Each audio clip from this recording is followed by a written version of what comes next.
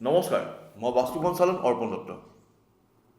আমি যেতিয়া এটা ভাড়াঘৰ সলাইছোঁ আমি বেলেগ এটা ভাড়াঘৰলৈ যাম, তেতিয়া নতুনকৈ যিটো আমি ভাড়াঘৰ লওঁ আমি কি চোৱাটো সবচে প্ৰয়োজনীয় সেইটো হ'ল যিটো ঘৰত আমি চাবলৈ যাওঁ তাৰ মুখ্য দৰজাখন যদি দক্ষিণ পশ্চিমৰ ফালে থাকে তেতিয়া কিন্তু সেই ঘৰ লোৱাটো বৰ সুবিধাজনক নহয় বুলি মই ভাবোঁ।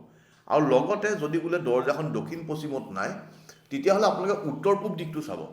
উত্তৰ পূব দিশত যদি পাকঘৰ, টয়লেট, বাথৰুম থাকে তেতিয়াও কিন্তু প্ৰব্লেম দিয়া দেখা যায়।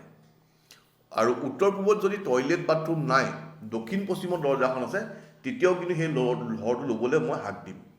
আৰু এই দুটা বাস্তু দোষে কোনো আপোনাৰ ৰেমিডি কৰিব নোৱাৰে।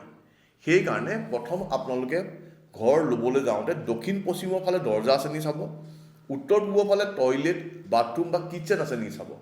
আৰু লগতে ঘৰটো লোৱাৰ আগতে সেই ঘৰটোত আগতে কোন থাকি গৈছিল তাৰ পুৰণা হিষ্ট্ৰীটো ল'বলৈ চাব। কিজানি তাত কিবা বেয়া ঘটনা হৈছিল নেকি, বা তাত আগতে যিটো পৰিয়াল আছিল তেওঁলোকৰ কিবা ডাউনফল হৈছিল নেকি, সেইটো খবৰ লৈ আপোনালোকে যদি দেখে যে চব ঠিক আছে তেতিয়া লোৱাটো ভাল হ'ব। তেতিয়া ল'লে মই কওঁ যে সেই ঘৰত থকাৰ পিছত আপোনালোকৰ উন্নতিহে হ'ব।